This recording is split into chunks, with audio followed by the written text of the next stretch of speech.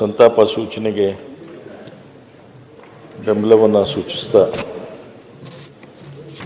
ಒಬ್ಬ ಹಿರಿಯ ರಾಜಕಾರಣಿ ಈ ದೇಶ ಕಂಡಂತೆ ಅನ್ನುವಂಥ ಶಬ್ದವನ್ನು ಬಳಕೆ ಮಾಡ್ತೀನಿ ನಾನು. ದೇಶ ಕಂಡಂತ ಅಶೋಕ್ ಅವರೇ ಒಬ್ಬ ಅಪರೂಪದ ಸಂತಾಪ ನಡೀತಾ ಇದ್ದೀನಿ. ಇವತ್ತು ನಮ್ಮ ಸದನದ ಸದಸ್ಯರಾದಂಥ ಶಾಮನೂರು ಶಿವಶಂಕರಪ್ಪ ಅವರು ನಮ್ಮನ್ನು ಅಗಲಿದ್ದಾರೆ. ತುಂಬಲಾರದಂಥ ಒಂದು ನಷ್ಟ ಆಗಿದೆ ಅಂದರೆ ತಪ್ಪಾಗಲಿಕ್ಕಿಲ್ಲ. ಅವರು 1989 ನಾನೇನು ಈ ಸದನವನ್ನು ಪ್ರವೇಶ ಮಾಡಿದೆ ಆಗಿನಿಂದ ಕೂಡ ನನಗೆ ಪರಿಚಯ ಬಂತು. ಅದಕ್ಕಿಂತ ಮುಂಚೆ ಕೂಡ ನನ್ನ ಸ್ನೇಹಿತನಿಗೇ ಅವ್ರ ಮಗಳನ್ನು ಕೊಟ್ಟು ಮದುವೆ ಆಗಿತ್ತು. RS ಪಾಟೀಲ್ರ ಮಗ ರಾಜೇಂದ್ರ ಪಾಟೀಲ್, ಆ ಮದುವೆಯಲ್ಲಿ ಅವ್ರ ಪರಿಚಯ ಆಗಿತ್ತು. ಆ ವ್ಯಕ್ತಿ ಹೇಗಿದ್ರಂದರೆ ದೊಡ್ಡವರು ಸಣ್ಣವರು ಅನ್ನೋಂಥ ಭಾವನೆನೇ ಇರಲಿಲ್ಲ ಅವರಿಗೆ. ಬಹಳ ಸರಳವಾಗಿ ಎಲ್ಲರ ಜೊತೆ ಒಡನಾಟ ಇರತಕ್ಕಂಥ ಒಬ್ಬ ವ್ಯಕ್ತಿ. ಸದಾಕಾಲ ಪೂರ್ತಿ ಜೀವನವನ್ನು ಯಾರಾದರೂ ನಿಜವಾದ ಸ್ವರ್ಗವನ್ನು, ನನಗೆ ಗೊತ್ತಿಲ್ಲ ಸತ್ತ ಮೇಲೆ ಸ್ವರ್ಗ ಇದೆಯೋ ನರಕ ಇದೆ ನನಗೆ ಗೊತ್ತಿಲ್ಲ, ಆದರೆ ಈ ಭೂಮಿ ಮೇಲೇ ಆ ಸ್ವರ್ಗದ ಅನುಭವ ಹೇಗೆ ಇರಬೇಕು ಅನ್ನೋದನ್ನು ಏನಾದರೂ ಅಂದರೆ ಶಾಮನೂರು ಶಿವಶಂಕರಪ್ಪನನ್ನು ನೋಡ್ಬೇಕು ನಾವು. ಖರೆ ನಿಜವಾಗಿ ಹೇಳಬೇಕಾದ್ರೆ ಜೀವನದ ಪ್ರತಿಯೊಂದು ಏನು ಆಯಾಮಗಳದಾವೋ ಎಲ್ಲ ಆಯಾಮಗಳನ್ನು ಅನುಭವಿಸಿದ್ರು. ಮತ್ತು ಅವರ ಜೀವನ ಯಾವುದೇ ವ್ಯಕ್ತಿ ಸಾಯೋಕ್ಕಿಂತ ಪೂರ್ವದಲ್ಲಿ ಸ್ವರ್ಗ ಯಾವುದಪ್ಪ ಅಂದರೆ ತನ್ನ ಮನೆತನದ ತನ್ನ ಮಕ್ಕಳು ಮೊಮ್ಮಕ್ಕಳು ಎಲ್ಲ ನಗನಗ್ತಾ ಇದ್ದು ಕೊನೆ ಗಳಿಗೆಯಲ್ಲಿ ಅವರು ಸೇವೆ ಮಾಡ್ತಕ್ಕಂಥ ಭಾಗ್ಯ ಏನು ಸಿಗುತ್ತಲ್ಲ ಅದೇ ನಿಜವಾದ ಸ್ವರ್ಗ ಅಂತ ನಾವು ತಿಳ್ಕೋಬೇಕು. ಅಪಾರವಾದಂಥ ಒಂದು ಎಂಪೈರನ್ನು ಎಸ್ಟಾಬ್ಲಿಷ್ ಮಾಡಿದರು. ಒಂದು ಸಣ್ಣ ಹಳ್ಳಿಯಿಂದ ಬಿಜಾಪುರದಿಂದ ಅವ್ರ ಕುಟುಂಬ ಹೋದಂಥದ್ದು ಅಂತ ಅವರೇ ಹೇಳ್ತಿದ್ರು. ಅವರು ಕಷ್ಟಪಟ್ಟು ಇದೊಂದು ಎಂಪೈರ್ನ ಸೃಷ್ಟಿ ಮಾಡಿದರು. ಇದನ್ನು ನಾವೆಲ್ಲರೂ ನೋಡಬೇಕಾದಂಥದ್ದು. 1992ರಲ್ಲಿ ಅವರು MP ಟಿಕೆಟಿಗೋಸ್ಕರ ಬಹಳ ಪೈಪೋಟಿ ಮಾಡಿದರು. 92ರಲ್ಲಿ ಸಿಕ್ಕಿದ್ರೆ ಅವ್ರು ಅವಾಗೇ MP ಆಗ್ತಿದ್ರು ಏನೋ ಗೊತ್ತಿಲ್ಲ. ತದನಂತರ 94ರಲ್ಲಿ ಅವರು ಶಾಸಕರಾದರು. ಅದಾದ ನಂತರ ಮತ್ತೆ ಸೋತರು. ಆಮೇಲೆ MP ಆದರು. ಇದನ್ನು ಮಂತ್ರಿ ಆದರು.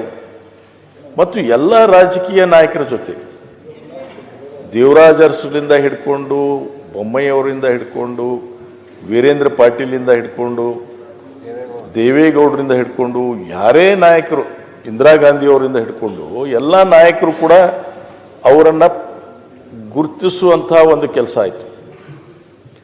ಅಂದರೆ ಒಬ್ಬ ಸಾಮಾನ್ಯ ವ್ಯಕ್ತಿಯಾಗಿ ಇಷ್ಟೊಂದು ಎತ್ತರ ಮಟ್ಟಕ್ಕೆ ಬೆಳೆದಂಥ ಶಾಮನೂರು ಶಿವಶಂಕರಪ್ಪ ಅವರು ನಮ್ಮ ಎಲ್ಲರಿಗೂ ಕೂಡ ಮಾದರಿ ಅನ್ನುವಂಥದ್ದನ್ನು ನಾವು ಅರ್ಥ ಮಾಡ್ಕೋಬೇಕು. ಅವ್ರ ಸಾಧನೆ ಏನಿದೆ ಅಲ್ಲ, ಅಸಾಧ್ಯ ಅನ್ನುವಂಥ ಶಬ್ದನೇ ಇರಲಿಲ್ಲ ಅವರು.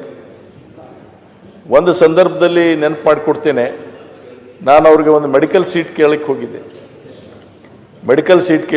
5 ಲಕ್ಷ ರೂಪಾಯಿ ಕನ್ಸೆಷನ್ ಕೊಡಿ ಅಂತ ಕೇಳಕ್ಕೆ ಹೋಗಿದ್ದೆ. ನೀನು 5 ಲಕ್ಷ ರೂಪಾಯಿ ನಿನಗೆ ಹತ್ತಿದೆ ಅಲ್ಲೋ, ನಿಂದ್ರು ಇಲ್ಲೇ ಕೂತ್ಕೋ 1 ನಿಮಿಷ, 100 ಕೋಟಿ ವ್ಯವಹಾರ ಮುಗಿಸ್ತೀನಿ ಅಂತಂದ್ರು. ಅದನ್ನು ಮುಗಿಸಿ ಬಂದು ಕೆಲಸ ಆಯ್ತು ಹೋಗು, ನೀ ಬಂದಿದ್ದು ಒಳ್ಳೆ ಗಳಿಗೆಯಲ್ಲಿ ಬಂದು ಹೋಗು, 5 ಲಕ್ಷ ನಿನಗೆ ಕಡಿಮೆ ಕೊಡು ಹೋಗು ಅಂತಂದ್ರು. ಅಂದರೆ ಅಷ್ಟು ಉದಾರ ಮನಸ್ಸಿನ ಒಬ್ಬ ವ್ಯಕ್ತಿಯಾಗಿದ್ದ ಅವರು.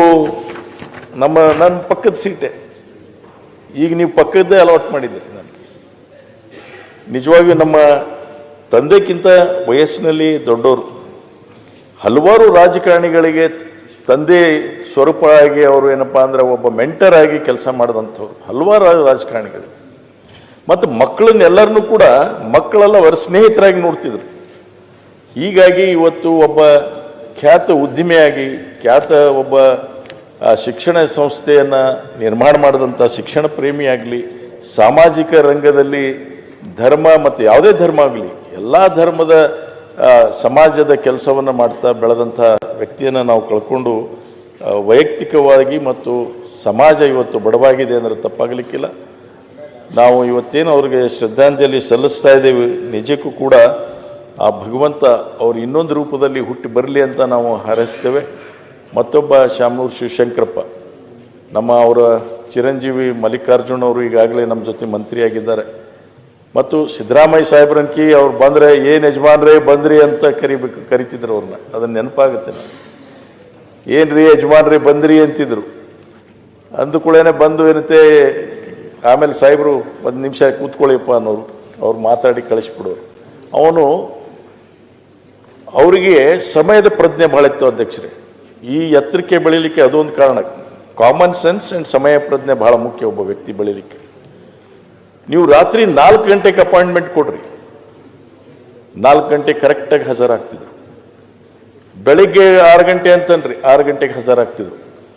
ಉಳಿದ ದಿವಸ ಇಲ್ಲ, ಆರಾಮಾಗಿ ಮಲ್ಕೊಳ್ಳೋದು, ಸಾಯಂಕಾಲ ರಾತ್ರಿ 12-1 ಗಂಟೆವರೆಗೂ ಸ್ನೇಹಿತರ ಜೊತೆ ಇರೋದು, ಆ ನಂತರ ಬೆಳಗ್ಗೆ ಆರಾಮಾಗಿ ಎದ್ದು ಪೂಜೆ ಮಾಡಿಕೊಂಡು ಕೆಲಸ ಮಾಡೋದು. ಆದರೆ ಯಾವುದರ ಒಂದು ಕೆಲಸಕ್ಕೋಸ್ಕರ ಯಾರ ಒಬ್ಬ ವ್ಯಕ್ತಿ ಅಪಾಯಿಂಟ್ಮೆಂಟ್ ಕೊಟ್ಟಾನಂದ್ರೆ ಆನ್ ಡಾಟ್ ಇರ್ತಿದ್ರು. ಅದು ಅವನ ರಹಸ್ಯ ಆಗಿತ್ತು. ಅವನ ಬೆಳೀಲಿಕ್ಕೆ ವ್ಯಕ್ತಿಗತವಾಗಿ ಇಷ್ಟೊಂದು ಎತ್ತರಕ್ಕೆ ಬೆಳೀಲಿಕ್ಕೆ ಅದೊಂದು ಗುಣ ಕಾರಣ ಆಗಿತ್ತು ಅನ್ನುವಂಥ ಮಾತನ್ನು ಹೇಳ್ತೀನಿ. ಇದು ಎಲ್ಲನೂ ಕೂಡ ನಾವು ಕಲಿಬೇಕು ಅವರಿಂದ. ಅವರು ನಮಗೆ ಮಾದರಿಯಾಗಿದ್ದಾರೆ ಅನ್ನೋಂಥ ಮಾತನ್ನು ಹೇಳ್ತೀನಿ. ಅವ್ರ ಕುಟುಂಬಸ್ಥರಿಗೆ, ಎಲ್ಲ ಕುಟುಂಬಸ್ಥರಿಗೆ ಆ ಭಗವಂತ ಶಕ್ತಿ